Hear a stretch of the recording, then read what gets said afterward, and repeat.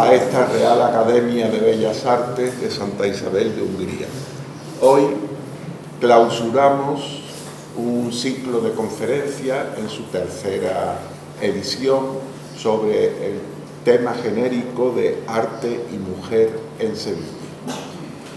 Y nuestro disertador esta tarde es amigo y compañero, además muy querido en esta casa. Se trata del ilustrísimo señor don Alfonso Pleguezuelo, que es académico numerario de la sección de Artes Suntuarias de esta Academia de Bellas Artes hispalense. Y además también, como todos sabemos, es catedrático de Historia del Arte de la Universidad de Sevilla, correspondiente, lógicamente, a la Facultad de Bellas Artes.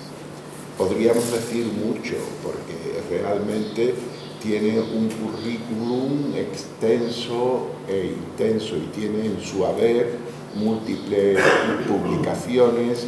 Es realmente uno de los grandes expertos en cerámica y azulejería sevillana, y por supuesto hoy nos trae un tema, yo pienso que apasionante desde el punto de partida, que va a tratar sobre dos figuras que son máximos exponentes en sus disciplinas plásticas.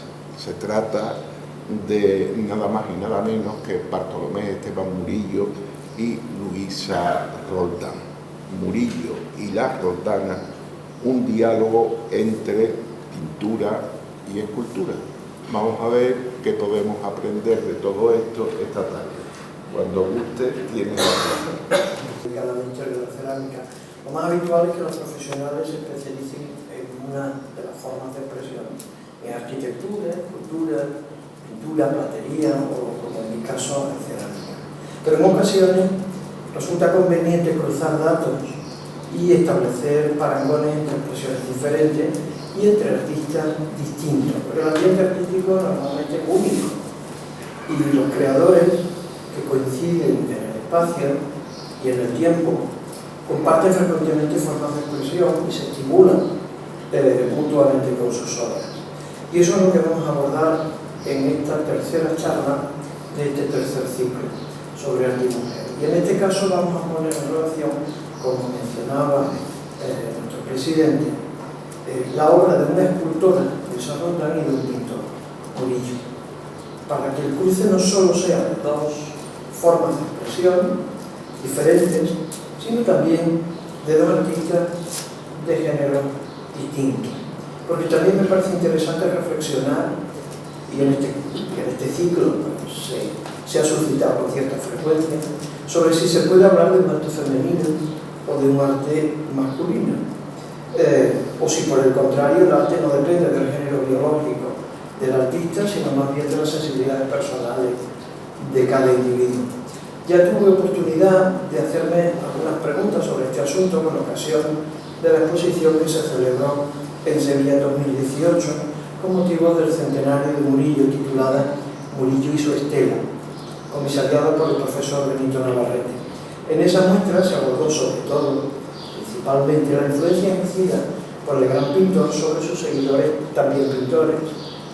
Pero hasta la muestra de Navarrete no se había planteado la posibilidad de que la influencia de Murillo hubiese traspasado los límites de la pintura, y eso fue precisamente lo que pretendía aportar a la exposición con un artículo pensado para su catálogo y con la exposición de dos esculturas de Luisa Roldán, con las que el comisario quiso ilustrar mi modesta aportación al proyecto. Más tarde, Miguel Ángel Marcos, con ocasión de la última exposición sobre Luisa Roldán, que se ha organizado en el Museo Nacional de Escultura de Valladolid, ha ampliado el panorama de las influencias de otros pintores y de otros escultores sobre Luisa Roldán. Mencionaba a Nicola Zumo, importante escultor napolitano, a Rubens, a Van Dyck y sobre todo a Luca Giordano, que es un pintor italiano con el que coincidió ella misma en la corte y con toda su vida se conocieron. Pero en temas de escultura y pintura, la primera reflexión que debemos hacer es que nuestra escultura española, a diferencia de la italiana, que está hecha sobre todo de piedra o de bronce, no solo es una obra de escultores, sino que es el resultado de la estrecha colaboración entre un escultor o una escultora y un pintor o una pintora. En esta colaboración casi siempre se ha supuesto que era la mujer la que desempeñaba el papel de policromadora, como indica el cuadro historicista que tenemos en la pantalla, que es una obra de Jean-Léon Gérôme, hecha en 1896. La escultura, y eso hay que reconocerlo, es un arte que en principio exige fuerza física, y por ello se ha sobreentendido siempre que como género supuestamente más débil y delicado, era la mujer quien daría color, tarea suave, violenta, a la escultura hecha por el varón. Sin embargo, si aplicamos este arreglo a la obra de nuestra Luisa Roldán, vemos que no se cumple en absoluto la norma, porque era ella, la escultora, y quien dio color a sus obras no era una mujer, sino un hombre, su cuñado, Tomás de los Arcos. Y es muy posible que el hecho de atribuir a mujeres la labor de policromar sea un indicio de una segunda injusta discriminación, la de que el policromador es un pintor de segunda categoría comparado con aquel que pinta cuadros o murales. Otra idea bastante falsa, porque en España, durante la Edad Moderna, como veremos muy pronto a lo largo de esta charla, los llamados en los documentos pintores de imaginería estaban examinados por el gremio, eran tanto los que pintaban cuadros o paredes como los que pintaban también escultura. Y si se dedicaban a una u otra tarea no era por falta de capacidad, sino sencillamente como una opción personal y profesional. Pero en fin, la idea básica, o una de las ideas puntuales importantes que me gustaría resaltar, es una idea que está sugerida incluso en el propio título de este cuadro. Esto es un fragmento del cuadro, el fragmento principal, que se ve a una mujer griega o greco-romana policromando las célebres terracotas que se hacía mucho en el mundo antiguo. Y el título que le da el escultor, en latín, pero traducido, ese título dice: la pintura da vida a la escultura. Es lo mismo que decir el color, es lo que le da vida a la escultura. Con esa pintura de Gérôme es con la que Manuel Arias Martínez, conservador del Prado, muy oportunamente inició el primer capítulo del libro que publicó con ocasión de la celebración de esta importantísima exposición que él mismo concibió científicamente y que tuvo lugar hace poco más de un año en el Museo Nacional del Prado, a la que le dio el subjetivo título de Darse la mano, escultura y color. Este vínculo entre pintura y escultura había ya sido tratado, había sido objeto de otra exposición en la Galería Nacional de Londres en 2009, en la que se abordaba precisamente el fenómeno contrario, es decir, en qué medida la pintura es un fiel reflejo de la escultura contemporánea. Se llamó Lo Sagrado Hecho Real y fue un esfuerzo muy inteligente por recuperar la dimensión escultórica de la pintura de nuestro primer naturalismo. Después de esa exposición de 2009 quedó pendiente de ser abordada la operación inversa, esto es, aquella en que se valorara el papel crucial que en nuestra escultura renacentista y barroca desempeñó la pintura y, en consecuencia, que se calibrase la importancia, y esto era también fundamental, la importancia de la tarea de los policromadores en la escultura española. Y eso es precisamente lo que se ha hecho con la exposición que antes mencionamos, Darse la mano. La policromía de una obra escultórica es, en efecto, uno de los parámetros más elocuentes, no solo para su completa percepción, sino incluso para su correcto análisis histórico. En el caso concreto de Luisa Roldán, si finalmente se logró documentar la obra que tenemos en la pantalla, El Niño Jesús Nazareno, que hizo para Mariana de Leoburgo, para la Reina, hoy en la Real Congregación de San Fermín de los Navarros de Madrid, no fue solo por identificar en ella el lenguaje de Luisa Roldán en los volúmenes de los paños o en los rasgos faciales del rostro del niño, sino porque su espléndida policromía mostraba un estilo muy cercano a Juan Valdés Leal y no a Alonso Cano, que era el artista, aunque esta obra había estado atribuida desde el siglo XIX. Es decir, en cierta medida fue la pintura la que me dio la clave de que aquella no coincidía con la atribución histórica, con independencia ya de que los rasgos pues, también confirmaron el asunto. La clave de este reflejo que estoy mencionando, el policromador de la Roldán, trabajando estilísticamente en la línea de Valdés Leal, residía en la formación del propio policromador. Tomás de los Arcos era hijo, como el marido de la Roldán, Luis Antonio, de un pintor que era colaborador de Valdés Leal. No sabemos si Tomás de los Arcos se formó con su padre o se formó con el propio Valdés Leal, pero desde luego su estilo lo refleja de manera literal. Por suerte, conocemos la obra de Tomás de los Arcos mejor que la de su padre, que es un personaje totalmente desconocido. Y la conocemos no por los cuadros que pintara, que probablemente quizás a lo mejor pintó alguno, pero no se conoce ninguno. Lo que conocemos son precisamente las policromías que hizo de las esculturas de la Roldán. No obstante, no nos vamos a dedicar hoy a estudiar la obra de Tomás de los Arcos como policromador. Tan solo me gustaría destacar la enorme importancia que la propia Luisa Roldán concedía a la tarea de su cuñada. Y el testimonio más evidente de ello es que, contra la costumbre gremial, Luisa Roldán le permitió firmar algunas de las obras más importantes que salieron de su taller. El imponente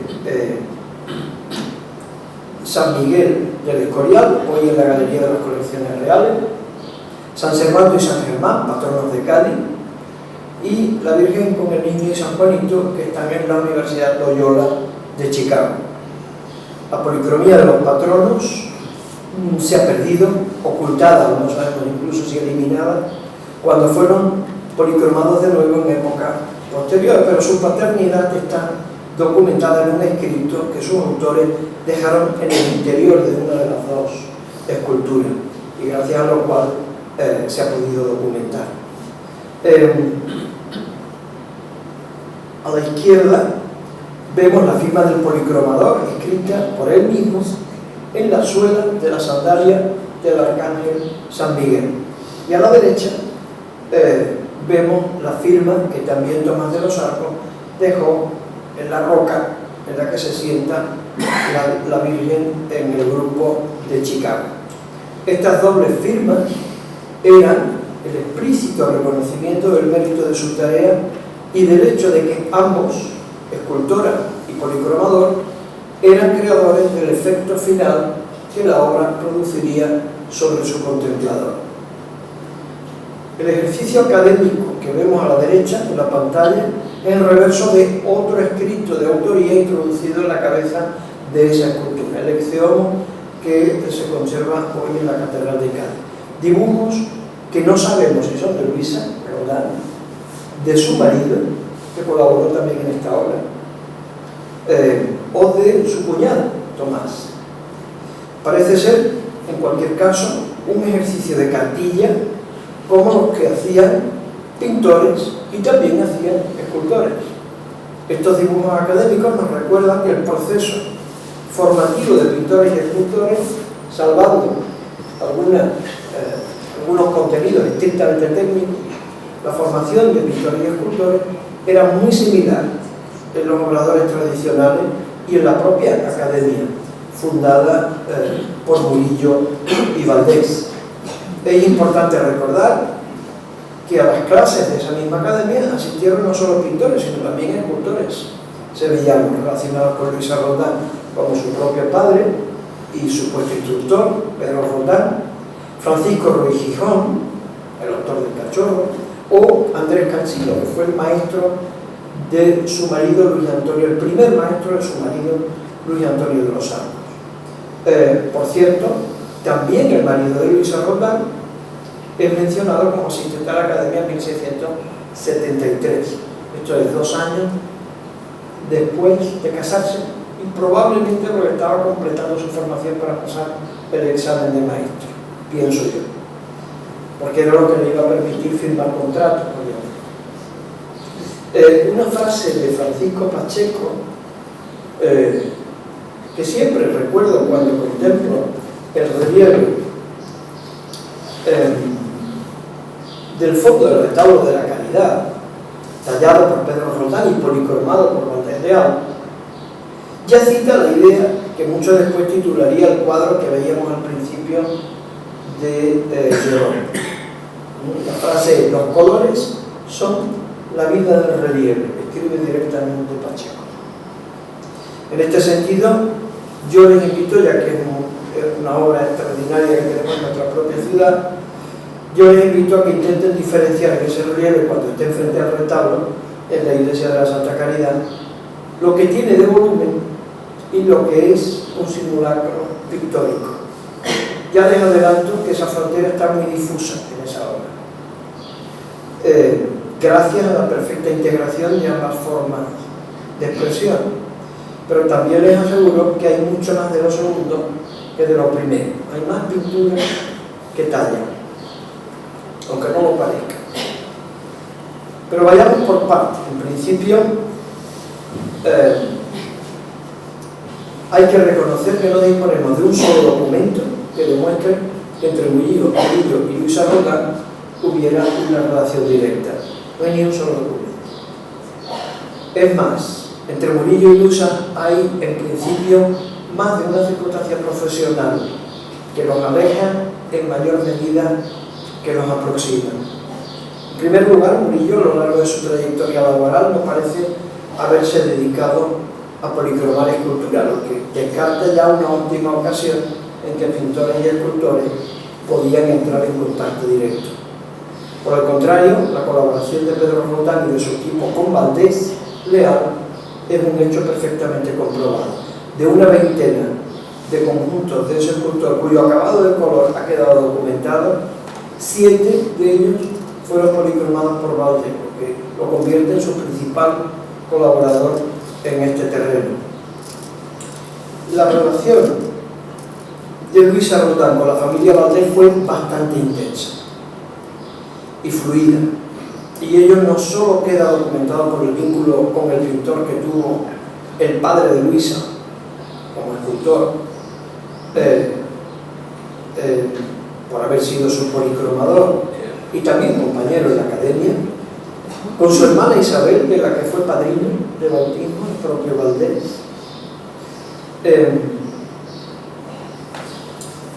o con su suegro, del que era colaborador, sino que la propia escultura de Luisa algunas veces revela que Valdés fue para ella también una fuente de inspiración. La imagen de San Juan Bautista que vemos en la pantalla y que se atribuye acertadamente a Luisa en su etapa gaditana muestra estrechos paralelos con el cuadro de Valdés que hoy se encuentra en la capilla de la Quinta Angustia, en el viejo convento de San Pablo de Sevilla.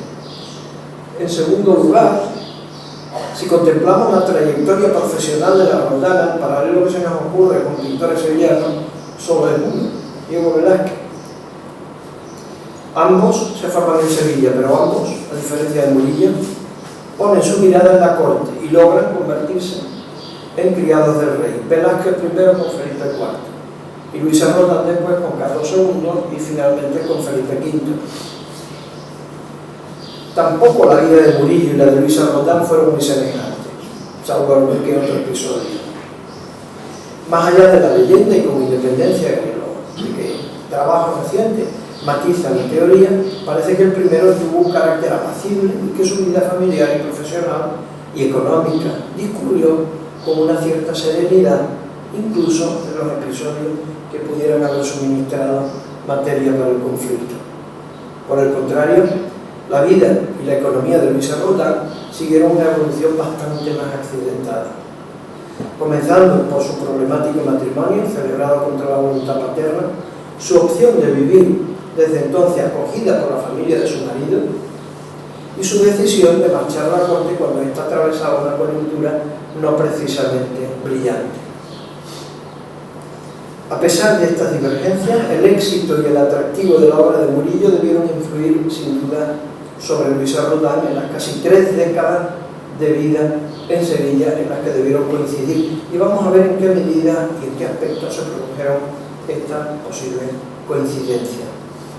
Pude intuir esta relación entre la Roldán y Murillo por primera vez cuando estudié los grupos escultóricos de sus nacimientos, de la adoración de los pastores y también de las epifanías, de la adoración de los Reyes Magos, realizados por la primera.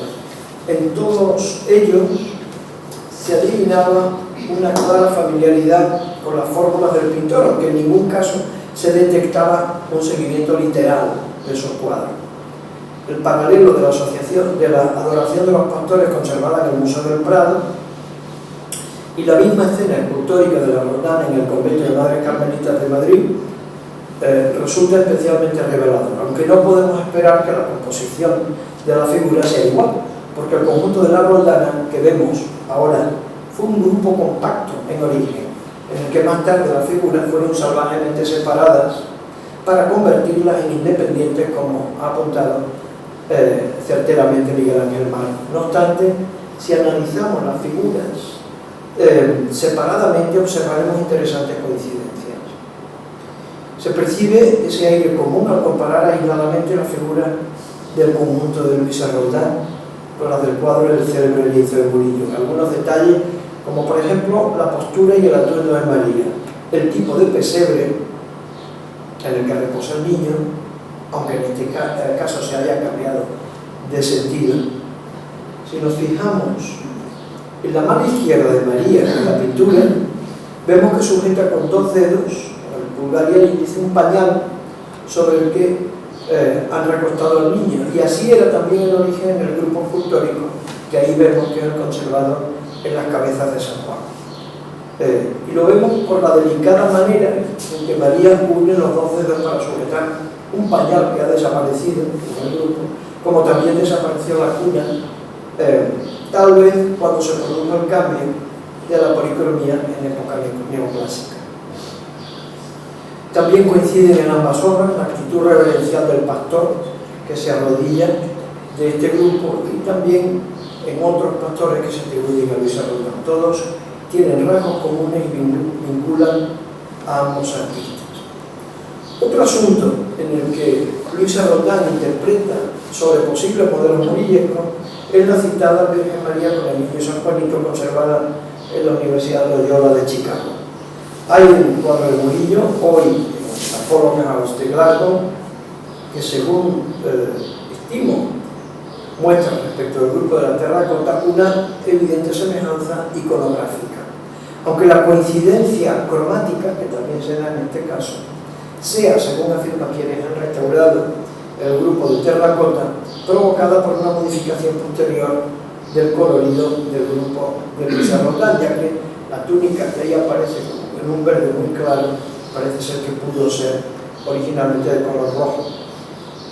Otro paralelo entre escultura y pintura ha sido sugerido también por Xavier Rey, quien ha señalado la semejanza entre la Virgen con el niño de Santa Rosa de Viterbo de Murillo en el Museo Thyssen de Benissa, en Madrid, y la entrega de la cruz a San Diego de Alcalá, un grupo conservado y expuesto en el Museo Victoria y Alberto de Londres.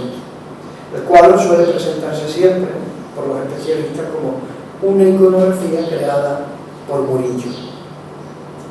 Y el grupo de terracota, cuya iconografía no vemos en otros artistas salvo en Luisa Roldán, pudo igualmente ser una creación suya, tal vez basada en la obra de Murillo. Los críticos más tempranos de Murillo, tanto extranjeros como nacionales, Wilkie, Leán, Ochoa, Eulé Gautier o Richard Ford incluso, al señalar Los asuntos de su pintura en que alcanza mayor excelencia y mayor originalidad mencionan de forma unánime dos temas: las escenas de la Virgen con el niño y, más genéricamente, las escenas infantiles. Curiosamente, son estos dos los mismos temas por los que la obra de Luisa Roldán ha sido tradicionalmente valorada y conocida por la crítica y por el público. Esta coincidencia revela no ya que Murillo y la Roldana compartieran fórmulas iconográficas comunes, sino una especial sensibilidad común que les hacía conceder una importancia muy particular tanto a la maternidad como a la infancia. Este cuadro de Murillo y el grupo de Luisa, conservado en el convento sevillano de las Teresas, en los que la Virgen aparece sosteniendo al niño mientras éste se distrae y mira al espectador, puede ser un buen ejemplo de esa sintonía. Otro caso de semejanza iconográfica es el mismo preparatorio de Murillo para el cuadro que hemos visto anteriormente, y algunos grupos de Luisa Roldán en los que el niño deja de mamar y se distrae mirando a alguien que observa la escena.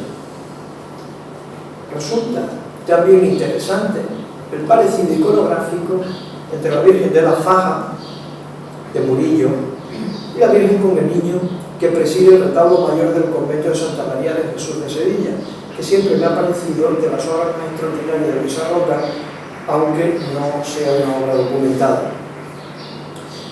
En el caso de la escultura, la madre no está fajando a su hijo, sino que lo contempla, meditativa, tal vez pensando en su incierto futuro, aunque el detalle de dejar descubierto el vientre satisfecho del niño después de haber mamado da a la obra escultórica el mismo toque de cotidianidad y de naturalismo que muestra el tono doméstico del célebre cuadro de Murillo. Otra área en la que he podido comprobar los paralelos entre Luisa Roldán y Murillo es de la expresión de los afectos y los sentimientos. Como se ha mencionado, el tema infantil es un asunto preferente para ambos.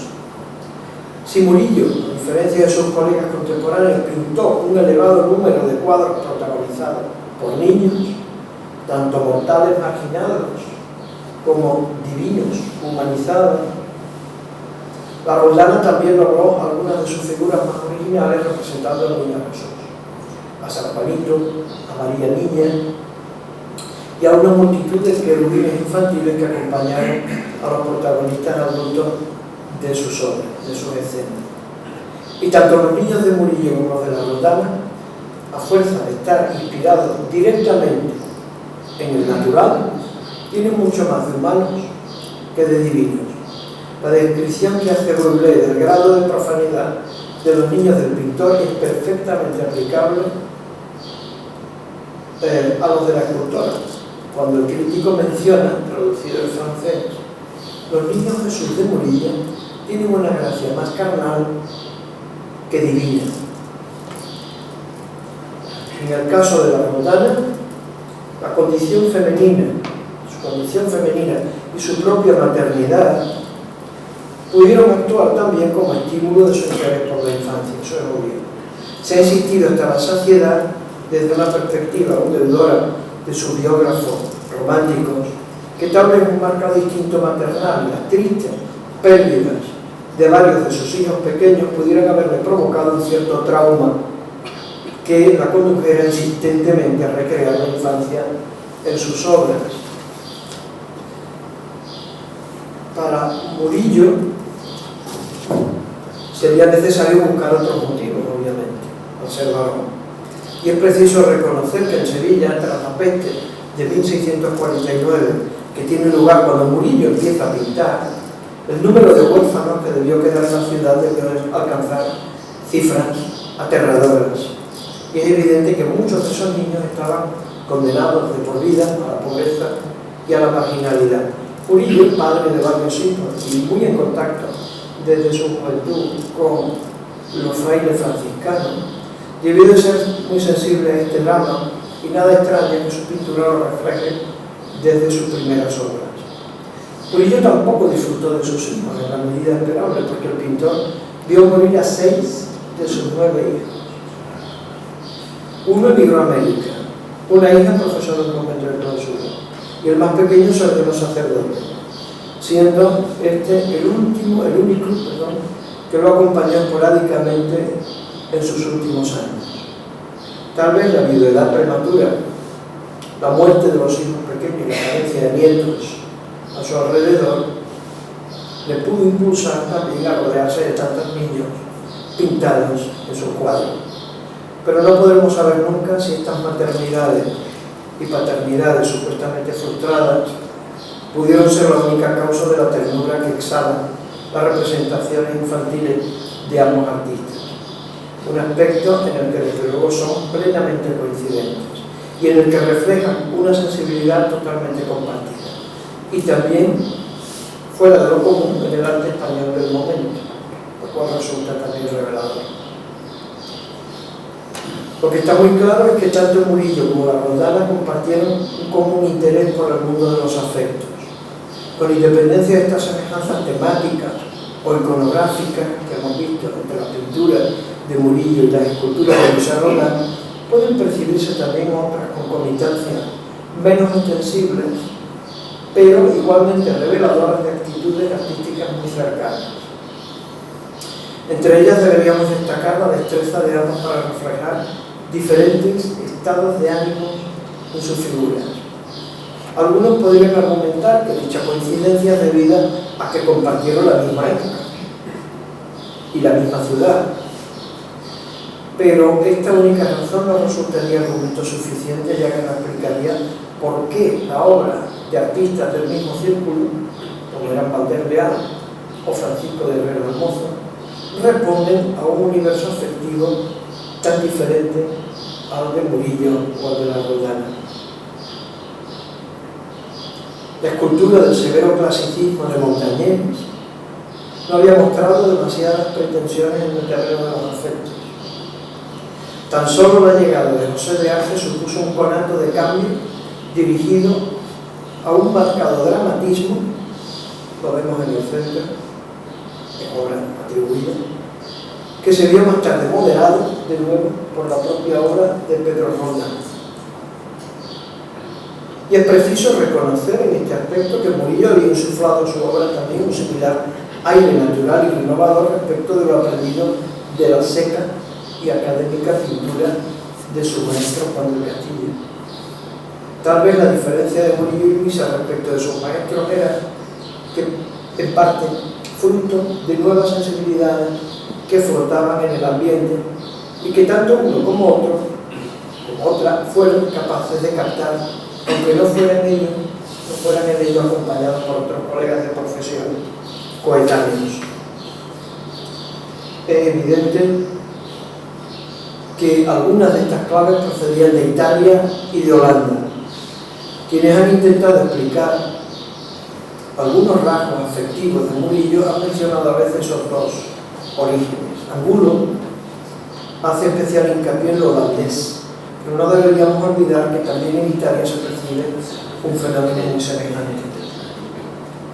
Bellori, un teórico biógrafo de pintores italianos, en su obra La vida de los pintores, escultores y arquitectos modernos, publicada en Roma en 1672, es decir, cuando empiezan a trabajar Luisa Roldán y su marido, concretamente en el paragone, en la comparación que establecían entre el valor de la pintura de Guido Reni y del Domenichino, se decantó claramente por el segundo, apoyado en un argumento que aquí nos interesa especialmente, por cuanto manifiesta qué expectativas se depositaban en el papel del arte en Italia por aquellos años. Suponía el segundo una clara superioridad, cito literalmente, traducido del italiano el texto de Bellori, en la acción de los afectos que deben ser atendidos en este arte de forma preferente. La obra de Federico Barocci, que vemos aquí, es también otro testimonio de esta misma preferencia detectable en el arte italiano. No creo que la Roldana conociera de forma directa ni la obra del Domenichino ni la obra de Barocci, pero sí pudo conocer las múltiples estampas que difundieron la obra de ambos. Y no olvidemos que la Roldana, tanto en sus años de residencia en Cádiz, como sobre todo en su etapa madrileña, conoció muy de cerca tanto la pintura holandesa como la escultura italiana, que arrastraba ya una larga tradición en esta línea expresiva del dolor y del gozo, desde que Bernini, en sus obras juveniles Anima Damnata y Anima Beata, una a la izquierda y otra a la derecha, ambas obras en el Palazzo de España de Roma, hicieron un potente manifiesto de la capacidad de la escultura para describir afectos y sentimientos extremos. Algunas de las obras de Luisa Roldán producen la impresión de que hubiera conocido directamente algunas de estas obras, aunque ello no fuera probable, sino por mediación de estampas. Uno de los signos de este cambio reside en que ahora los artistas abren las bocas de sus personajes, como si hablaran, como si rezaran o como si gritaran, o simplemente abren la boca por efecto de la laxitud muscular que ocasiona a veces el abatimiento, el abandono de sí mismo o el dolor extremo que supone la muerte o el éxtasis místico. A la derecha, a Santa Teresa de Bernini, a la izquierda, la Virgen de la Estrella, que personalmente considero que es una obra de Luisa Roldán. Es preciso reconocer que en determinados temas, especialmente los alusivos al dolor, se muestra la Roldán mucho más cruda y dramática que Murillo, y eso hay que reconocerlo, quien siempre abordó sus obras pasionistas con una serenidad más propia del clasicismo que del pleno barroco que le tocó vivir. En este amplio espectro expresivo, la Roldana conectaba con Valdés y con Garcés, en mucha mayor medida que con Murillo. Si comparamos las imágenes de los ex de Homo de Murillo a la izquierda, de Luisa Roldán en el centro y de Valdés a la derecha, salta a la vista el paralelo entre estos dos últimos. Luisa debió tener inquietudes expresivas diferentes a Murillo, o debió beber en otras fuentes. Su obra se distingue en ese aspecto incluso de la de su padre y maestro desde sus años juveniles. Y uno de los factores diferenciadores entre ambos es el mayor registro expresivo de sus personajes. Luisa Roldán logra, igual que hacia Murillo, captar al espectador básicamente por la vía de los sentimientos, más que por la de la simple belleza. Vemos que el Liceo de Murillo es extraordinariamente hermoso, el otro es extraordinariamente doloroso. Y esa expresión, esa vía de los sentimientos que utiliza la Roldán, convierte su obra en un potente instrumento persuasivo. Al comentar la emotiva escultura de Jesús Nazareno tallada por Luisa Roldán, que hoy se conserva en Sisante, en un convento de un pueblo de Cuenca, refiere Palomino una conocida anécdota de su autora, recogida poco después de su muerte, haciéndose eco de una tradición oral anterior y tal vez de una imagen arquetípica del artista devoto de la España católica. Comenta que esta, de la Roldana, al tallar sus imágenes dolorosas, cito literalmente, además de prepararse con cristiana diligencia, se revestía tanto de aquel afecto compasivo que no la podía ejecutar sin lágrimas. Realmente no logramos imaginar al sereno Murillo en tan exaltado trance emocional. En el extremo opuesto del espectro sentimental, los niños de Murillo son marginados de la fortuna, pero no se muestran infelices, y gozan de la vida dentro de los modestos márgenes que ésta les permite. Los de la Roldana también, aunque no siempre.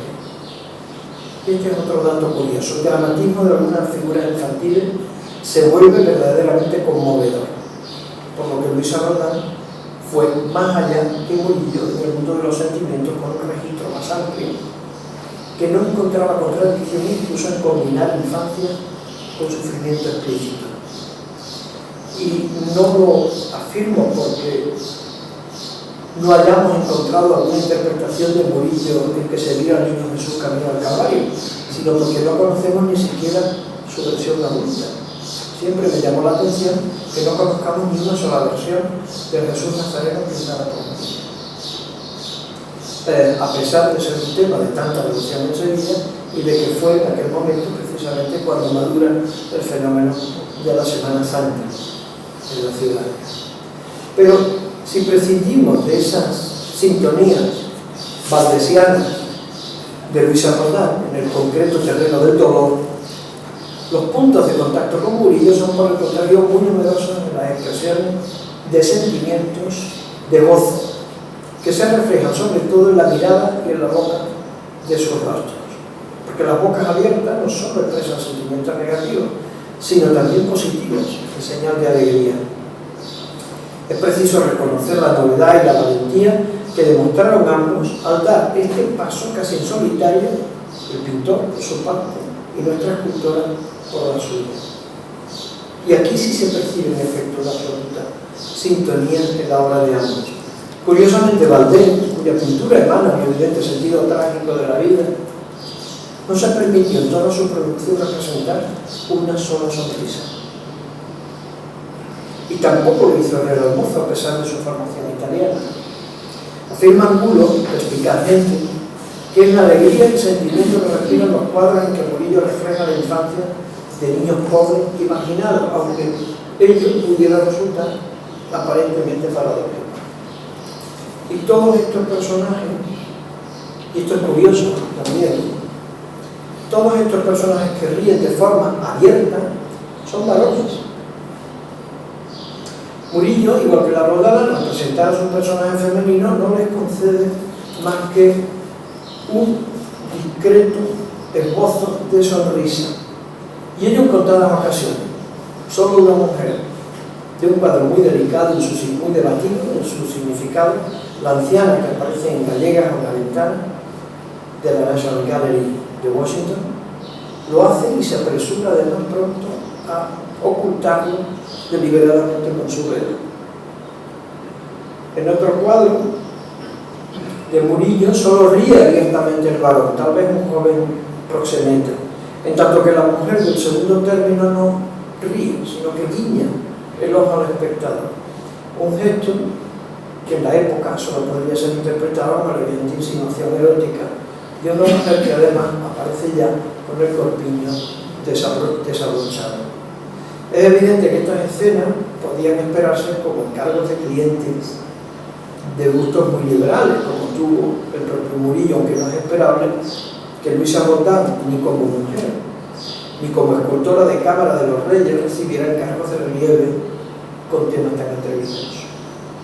Resulta interesante constatar que en la obra de Luisa Roldán también son los varones quienes ríen abiertamente. San Joaquín, San José, el Niño Jesús, San Juanito, nunca lo hacen Santa Ana, ni María, ni las santas que hallamos en su grupo. Sorprende esta libertad expresiva de la Roldán, sobre todo porque, así como la ternura, la compasión y el dolor siempre han sido expresiones favorecidas por las instituciones, especialmente por la Iglesia, la risa nunca ha gozado de simpatía por parte del poder establecido. No olvidemos además que además de ser una natural reacción física, es un comportamiento que supone una relajación del decoro e incluso puede reflejar una actitud crítica. Como tantas otras normas restrictivas, la risa era reprimida en las mujeres en mucha mayor medida que en los hombres. Es curioso que esto aparece continuamente en los manuales de comportamiento de las monjas de clausura y en la formación de las mujeres en general. Y también fue controlada en los estratos sociales humildes mucho menos que en la élite. Y por tanto, el sesgo popular que el pintor y la escultora otorgan a su obra probablemente favoreció estas libertades expresivas que no se tomaron otros muchos artistas coetáneos. En efecto, ni Pacheco, ni Zurbarán, ni Valdés Real, ni Cornelio Schultz llegan a reflejar la risa con sus personajes. Será tan solo Bartolomé Telo Murillo quien decididamente represente a algunos que ríen con franqueza y son testimonios pictóricos que, como los escultóricos de la obra de Luis Arrondán, denuncian un claro cambio de actitud en el arte sevillano. Tampoco Martínez Montañés ni José de Arce violan ese principio de adusta seriedad que imperaba en la etiqueta española de la primera mitad del siglo XVII. Pedro Roldán comienza ese camino, pero solo abre el abanico de las expresiones al ámbito del dolor, sin entrar en el de los sentimientos placenteros, como hará su hija Luisa, de forma pionera, aunque también, esto hay que decirlo, sin seguidores posteriores. Ningún escultor posterior a Luis Arrondán vuelve a reflejar esta expresión de la risa. Tal vez debamos, por tanto, considerar a Murillo y a Luis Arrondán como los únicos representantes de esta tendencia expresiva optimista, reflejo de un nuevo pensamiento que se abre camino en Europa durante el pleno barroco. Es en ese momento cuando se rompe una tradición anterior que había hecho norma del silencio, el disimulo y la ocultación. Proceso muy bien estudiado, por cierto, por Fernando Rodríguez de la Flor. Este autor comenta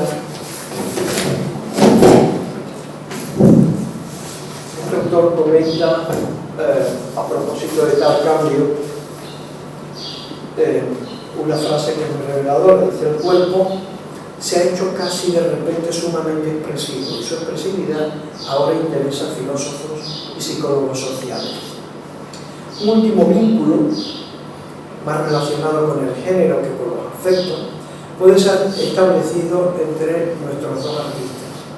Estoy refiriendo a una característica que ha sido señalada en numerosas ocasiones anteriores, tanto en el pintor como en el escultor.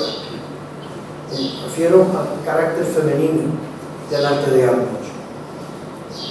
Desde 1845, Richard Ford calificó a Velázquez como un pintor de temas masculinos y a Murillo como un pintor de la gracia femenina e infantil. Y desde entonces ya quedó implícitamente establecido un lazo entre este último y Luis Arrondán. Lo cierto es que desde tiempo atrás han sido asignadas etiquetas sexuales tanto a comportamientos como incluso a periodos completos de la historia del arte. Eso es un fenómeno curioso. Basta recordar la calificación de femenino que se suele adjudicar al movimiento modernista, por ejemplo, o el calificativo de varonil con que se califica el estilo severo griego. Es curioso que frecuentemente se leen comentarios sobre Murillo y sobre Luis Arrondán, a los que por separado se los menciona como precursores del rococó del siglo XVIII, un estilo que también ha sido tradicionalmente calificado de femenino. En efecto, en común a ambos un cierto dejar fluir libremente la expresión espontánea de los sentimientos, y esto desde luego se ha entendido hasta época muy reciente en que ha comenzado a cambiar este convencionalismo como una actitud más femenina que masculina. Aún resuenan en mi memoria advertencias de mi infancia que me repetían continuamente: los hombres no lloran. Ambos artistas, Murillo y Arrondán, formados en Sevilla, cada uno en su ámbito, pueden ser por tanto considerados entre los que asumieron una actitud que terminó convirtiéndose en una característica esencial del arte barroco español a los ojos de críticos nacionales y sobre todo extranjeros. Me refiero a la fidelidad al natural y la consiguiente humanización de los personajes divinos, o lo que algunos han denominado el humanismo popular del arte barroco español. Por todo ello, tanto Murillo como Arrondán compartieron sensibilidades muy semejantes y de un mismo esfuerzo, en ambos casos culminado por el éxito de acercar los misterios de la fe a las gentes del común, situando a los personajes divinos en un contexto cercano y doméstico. De forma que aún hoy, a pesar de los drásticos cambios de la vida contemporánea respecto de España del barroco,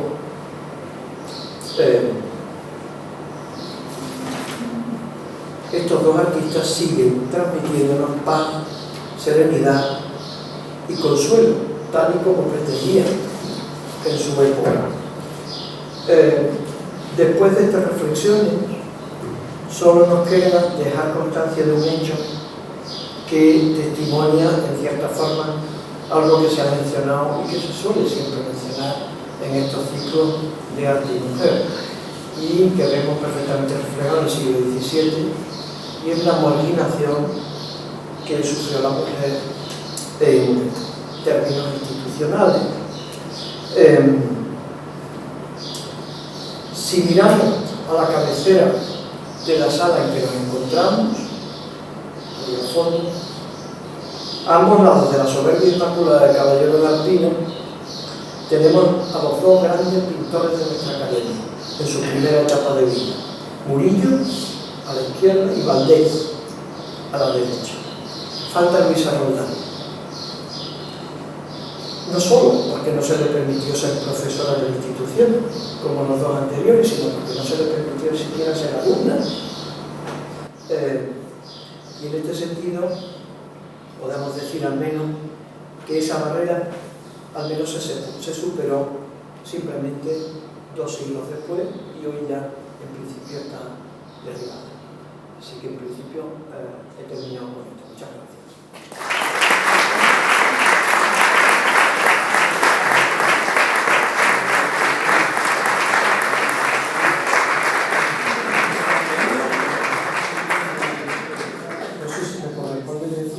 Si hay alguna pregunta, si algo me ha quedado claro, si alguien quiere hacer alguna observación. ¿Sí? Que me ha quedado una duda sobre su disertación. Cuando usted al principio ha introducido la figura del policromador para la escultura, evidentemente el policromador, no necesariamente, pero el policromador es a la escultura lo que el pecho materno es al bebé, y viceversa, ¿no? No necesariamente, pero es así, ¿no? El policromador. Entonces usted incidiendo en la figura del policromador, no lograba situar qué bailaba Murillo en esa fiesta, ¿no? Yo decía, bueno, el señor, ¿dónde meterá a Murillo? Y cuando se ha metido a Murillo, le he visto 2 etapas diferenciadoras. La primera, en la cual hay similitud mucha entre la obra de Luisa y la obra de Murillo. Posteriormente ya los separa usted. He notado que ya hace usted una diferenciación y los separa. Centrándome en la etapa de aproximación, en la cual se ve bastante similitud en obras de Murillo y después de Luisa, puedo pensar o sospechar, aunque sea una palabra fuerte, que Luisa hace como plagiadora, insisto, quizás sea una palabra fuerte y no admisible, lo acepto, pero es probable que Luisa hiciera parte de su obra mirando los cuadros de Murillo. Bien, yo estoy absolutamente convencido de que Luisa... Una cosa muy importante, es que no recuerdo el pueblo.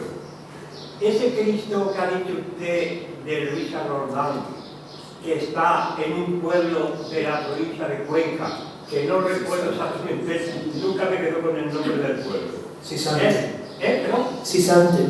Efectivamente. Ese es el que sale en procesión cada 100 años. Efectivamente, sí. Esa es una pieza, son varias preguntas, esa es una pieza que se hizo para el Papa, pero tuvo una historia de lo más accidental. entre otras cosas porque primero muere el Papa, después se muere el rey, que se lo iba a regalar. Después hay un cierto debate a ver quién le compra la pieza. Lo quiso comprar el duque del Infantado, pero se le levantó un cura, lo persiguieron, salió de la jurisdicción de la corte y no lo pudieron detener, y este cura fue el que se lo regaló a un beaterio que después se transformó en convento, que es donde se encuentra ahora, en Sisanti, que es el convento de Santa Clara. Esa es una obra importantísima por varias razones. Primero porque es la única figura de Jesús Nazareno que tenemos en la Roldana. Y en segundo lugar porque es una obra de vestir. Tampoco tenemos muchas obras de la Roldana hechas para ser vestidas. Pero bueno, con independencia de eso, por responder a la primera pregunta, yo en ningún momento me he planteado la posibilidad de que la Roldana fuera una plagiadora. Y por eso precisamente quiero recordar que he comentado que se perciben similitudes más en las actitudes de los personajes que en las composiciones de las obras. Es decir, no parece que copiara en escultura primero, porque es muy difícil que un escultor copie un pintor, porque los escultores hacen una escultura y es una obra exenta. Los pintores tienen una capacidad para simular espacios y para simular multitudes. Es decir, que es difícil extrapolar una cosa a la otra, a no ser que sea en el campo de los relieves, que la Roldana hizo también varios relieves. Pero no se percibe nunca un seguimiento, digamos, que pudiéramos calificar de plagio. Es más bien, y por eso he querido insistir después en el análisis, que es más bien una forma parecida de sentir el arte, no tanto una inspiración literal de una escultora que copia cuadros de un pintor. Yo eso no me lo llevo a plantear. Primero, por otra parte, además, el concepto de plagio es un concepto muy moderno. En el siglo XVII, igual que también ha variado mucho el concepto de policromador, pero en el siglo XVII conservamos contratos que le piden al artista: haga usted este cuadro siguiendo el modelo de este otro que ha pintado fundamental.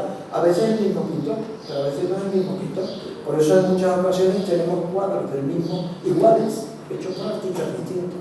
Es decir, ese sentimiento que ahora tenemos de patente iconográfica no existía en el siglo XVII. Cuando una obra era muy buena, se hacían montones de copias, y aquí en esta sala tenemos una manifestación. Nos preside una Inmaculada del Caballero de Arpino, y en la sala de juntas pequeña que tenemos en la academia, aquí abajo, hay otro. Yo creo que son de dos pintores diferentes. A mí siempre me gusta más este que el otro, aunque el otro ya se ha restaurado y este todavía está pendiente de una limpieza, porque el día que se limpie será un cuadro verdaderamente sorprendente, creo yo. Pero se copiaban muchísimo los cuadros, porque cuando tenían éxito se copiaban, y hay obras que tienen infinidad de réplicas. Es decir, que el concepto de plagio es que casi no conviene ni siquiera mencionarlo, porque no había sentimiento. Eso con independencia de que no tenemos ni un solo relieve de la Roldana que sea igual a un cuadro de Murillo. Y con respecto a lo que comentaba de policromía, también conviene decir algo que creo que ha variado mucho en el tiempo. En aquel momento, estamos hablando de los siglos XVI, XVII, en el XVIII ya hay variación, sobre todo en la segunda mitad. Las policromías de las obras eran tan sofisticadas que el pintor tenía que conocer el repertorio de figuras, de ornamentos, exactamente igual que lo tenía que conocer un tallista, un retablo, o un pintor que se dedicaba a hacer pintura mural. Cuando yo vi la primera vez la policromía del Niño Jesús Pasionario que está en San Fermín de los Navarros, inmediatamente me vino a la mente el muro del coro del convento de San Clemente, que está pintado por Valdés, precisamente porque nos regaló esa pintura cuando una hija suya ingresa en el monasterio de San Clemente. Y el estilo es exactamente el mismo, es decir, este hombre debía de formarse con él. ¿Qué es lo que ocurre? Que cuando llega la segunda mitad del siglo XVIII, por ejemplo, y es el motivo por el cual hay tantas esculturas de la Roldana que no conservan la policromía original, no gustaba la policromía barroca. Valoraban la escultura de la Roldana, porque la consideran la última de los grandes escultores de la escuela sevillana.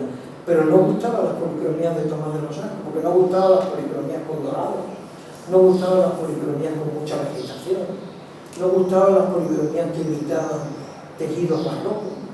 ¿Qué es lo que hacen? Que los repintan las esculturas, le dan colores lisos, como ese misterio que hemos visto de la Rodana en las cabezas, y tenemos una proporción bastante alta de esculturas de la Rodana en las que no podemos ver cómo era la policromía de Tomás de los Arcos, porque en muchas ocasiones se ha superpuesto con una pintura lisa, porque en época neoclásica lo que gustaba eran los colores lisos, y si se ponía algún motivo, eso podemos ver también cómo se vestía la gente de la primera mitad del siglo XVIII y cómo se vestía a finales del siglo XVIII. Era completamente distinto el diseño textil. Y hay que pensar que los tejidos de las esculturas eran casi siempre una réplica de los tejidos con los que se vestía la gente. Entonces hubo una auténtica operación de repinte general de toda la escultura barroca, incluso de aquellos escultores que se valoraban como artistas, pero no gustaban la policromía. De manera que en ese momento, pues el policromador podía ser un pintor de corcholata, porque se limitaba exagerando, pero realmente no necesitaba que el pintor fuese un gran pintor de escenas, que el Niño Jesús Pasionario tiene un montón de escenas de la pasión, y es una escultura que tiene un metro. Y aparte de toda la vegetación que recubre la figura, hay un montón de pequeñas miniaturas, escenas en miniaturas, salpicadas de las escenas de la pasión, obviamente conectadas con la iconografía de la propia figura, y eso no lo puede hacer un pintor de los chapatas, es decir, eso lo tiene que hacer un pintor bueno que es capaz de pintar un cuadro o que es capaz de pintar un cuadro en miniatura. Y en ese sentido también el sentido de la policromía va variando mucho con el tiempo. Yo me estoy refiriendo en esta charla obviamente a lo que eran uno de los policromadores que se llamaban todos ellos pintores de imaginería, porque pintaban imágenes, figuras del barroco y del Renacimiento. No sé si he contestado su pregunta o ha quedado alguna duda. No sé si hay alguna observación más. Y si no, pues vuelvo a agradecer la afluencia del público y la paciencia que han empleado en la charla. Hasta el final. Muchísimas gracias.